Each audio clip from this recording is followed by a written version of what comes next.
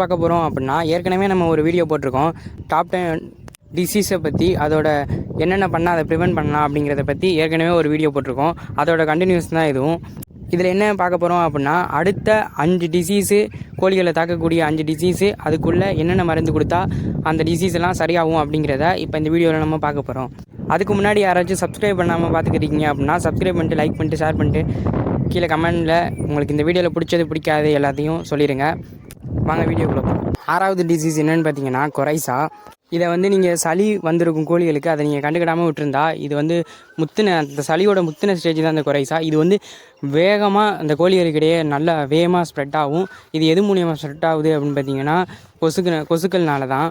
இதை எப்படி தடுக்கலாம் அப்படின்னு பார்த்தீங்கன்னா, இதுக்கு 2 மருந்து யூஸ் பண்ணால் போதும். டெட்ராசைக்ளின் பவுடரும் அப்புறம் ஒரு மருந்து என்ன அப்படின்னு பார்த்தீங்கன்னா, அப்புறம் ஏதாச்சும் ஒரு கண்ணு ஊத்துற மருந்து, இந்த மாதிரினா ஜெண்டாமைசின் இந்த மாதிரி போய்ட்டு கேளுங்க, கொடுப்பாங்க. உங்கள் கோழிக்கு இந்த கொரைசா தான் அட்டாக் பண்ணியிருக்கு அப்படின்னு எப்படி கண்டுபிடிக்கிறது அப்படின்னு பார்த்தீங்கன்னா, அதோட கண்ணில் முறையாக இருக்கும், இல்லை அப்படின்னா கண்ணே மூடி போயிருக்கும். ரொம்ப முத்தின ஸ்டேஜாக இருந்துச்சுன்னா வாயை திறந்து பார்த்தீங்கன்னா தெரியும். இப்போ உள்ளர மஞ்சள் கலர் லேயர்லாம் ஃபார்ம் ஆகிருக்கும். இந்த கோழியெல்லாம் கொஞ்சம் காப்பாற்றுறது கொஞ்சம் கஷ்டம் தான். ஆனால் இதை கொடுத்தா கண்டிப்பாக மிக வேகமாக க்யூர் பண்ண முடியும். இதை எப்படி கொடுக்கணும் அப்படின்னா, டெட்ராசைக்ளின் பவுடரை 5லேருந்து, அதாவது 1 லிட்டர் வாட்டில் 1 ml 1 கிராம் கலந்துட்டு ஒரு 5 ml கொடுத்துங்க, எல்லா கோழியும் கொடுங்க. இது எப்போனா நைட்டு அடைய போகிற டயத்தில், அதாவது ஒரு 6 மணிலேருந்து ஒரு 5 மணிலேருந்து 6 மணிக்குள்ளே கொடுத்துருங்க. அதே மாதிரி இன்னொன்று என்ன அப்படின்னா, வைமரால் இது இந்த நேரத்தில் இந்த கோழிகள் சாப்பிடாமல் இருக்கும். அதனால் வைமரால் கொடுத்தீங்க அப்படின்னா, வைமரால் காலையில் கொடுங்க. நல்லா பூஸ்ட்டாக இருக்கும். இம்யூனிட்டி வேகமாக க்யூர் பண்ணுறதுக்கு இது ரொம்ப ஹெல்ப்ஃபுல்லாக இருக்கும். கண்ணில் தினைக்கும் 2 கண்ணிலையும் ஒவ்வொரு சொட்டு ஜெண்டாமைசின் கண்டிப்பாக விட்டே ஆகணும்.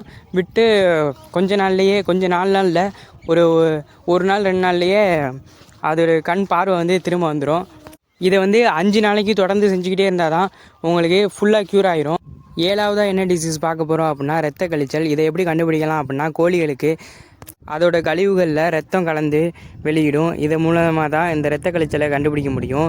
இதுக்கு என்ன மருந்து யூஸ் பண்ணலாம் அப்படின்னா, அம்ப்ரோலியம் பவுடர். அதை 1 லிட்டர் தண்ணியில் 1 கிராம் மிக்ஸ் பண்ணி கொடுக்கணும். அது நைட்டு போல் என்ன கொடுக்கணும் அப்படின்னா, நைட்டு ஒரு 6லேருந்து 7 மணி அந்த டைமில் நம்ம என்ன கொடுக்கணும் அப்படின்னா, வைமரால் கண்டிப்பாக நான் இப்போ நீங்கள் எந்த டிசீஸ் வந்தாலும் சரி, எப்போயா இருந்தாலும் சரி, அந்த வைமராலை கண்டிப்பாக எப்போவுமே மிஸ் பண்ணவே பண்ணாதீங்க. இந்த வைமரால் நல்லா இம்யூனிட்டியை பூஸ்ட் பண்ணி கொடுக்கும், வேகமாக க்யூர் பண்ணுறதுக்கு ஹெல்ப்ஃபுல்லாக இருக்கும். அதனால் இந்த வைமராலை என்றைக்குமே மிஸ் பண்ணாதீங்க. எந்த டிசீஸ் வந்தாலும் சரி, எது வந்தாலும் சரி, சைடு மருந்தாக இதை கொடுத்தே ஆகணும். இது ஒரு சப்போர்ட்டிவ் மெடிசனாக இருக்கும். 8வதாக என்னென்னு பார்த்தீங்கன்னா டிவார்மிங். இந்த டிவார்மிங்கை பொதுவாக யாருமே இப்போ பெரிய விஷயமாக எடுத்துக்கிறதே இல்லை. ஏன்னா இதனால் என்ன டிசீஸ் வரப்போதா, எதுவும் பண்ண போதா அப்படின்னு நினச்சிக்கிட்டு இருப்பீங்க. உங்களோட கோழிகளுக்கு ரெக்கை மட்டும் வளர்ந்துருக்கு, உடம்பு வளரல அப்படின்னா இதான் காரணம். அதே மாதிரி நீங்கள் தீவனம் கொடுத்தும் அதுக்கு வெயிட் ஏறல அப்படின்னா அதுவும் இதுதான் காரணம்.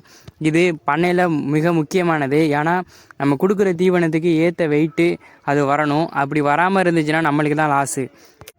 இதை தடுக்கிறதுக்கு நம்ம என்ன பண்ணலாம் அப்படின்னா, அல்பண்டோசால் அந்த மருந்தை வாங்கி அதில் எழுதியிருக்க டோசேஜை கொடுக்கணும்.